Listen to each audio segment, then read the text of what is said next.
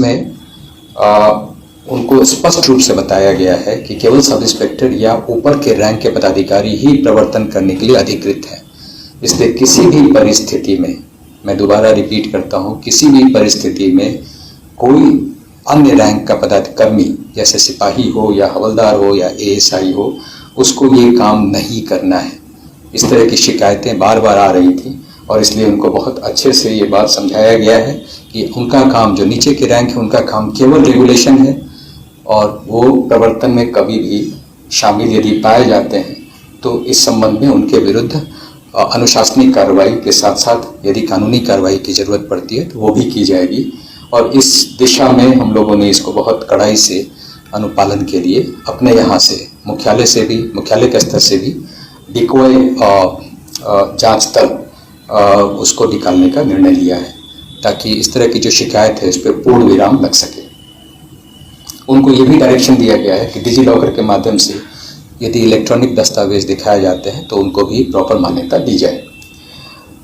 इसके अलावा जो पर्यवेक्षी रैंक के पदाधिकारी हैं, जैसे इंस्पेक्टर हुए या डीएसपी रैंक के पदाधिकारी हुए या एसपी हुए, उनको भी कतिपय डायरेक्शन दिए गए हैं। खास करके जो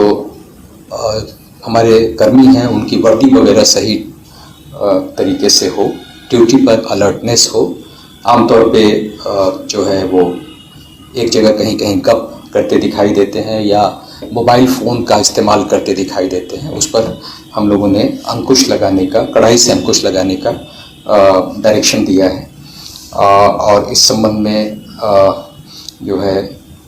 समय समय पर जो हमारा निरीक्षण दल निकलेगा वो भी इस बात पर लगातार ध्यान देगा।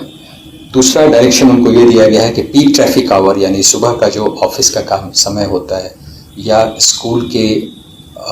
छूटने का समय होता है या फिर ऑफिस से बाहर जाने का, घर जाने का जो समय होता है, उस समय में सभी पर्यवेक्षी पदाधिकारी अनिवार्य रूप से सड़क पर रहेंगे, ऑफिस में वो नहीं पाए जाने चाहिए। और इसके अलावा उनको ये डायरेक्शन दिया गया है कि जो हमारा ICCC है वहाँ पर कंट्रोल रूम के माध्यम से पूरे पटना की ट्रैफिक व्यवस्था का लगातार निगरानी होती रहे, ताकि कहीं कोई जाम की अवस्था यदि आती है तो वैसी परिस्थिति में जो QRT है या इस तरह का जो वहाँ के उस स्ट्रेच के जो पदाधिकारी हैं उनको वायरलेस के माध्यम से या मोबाइल के माध्यम से या QRT के माध्यम से उस पर तुरंत रस्ट कराया जाए, ताकि जाम की अवस्था से हम लोग।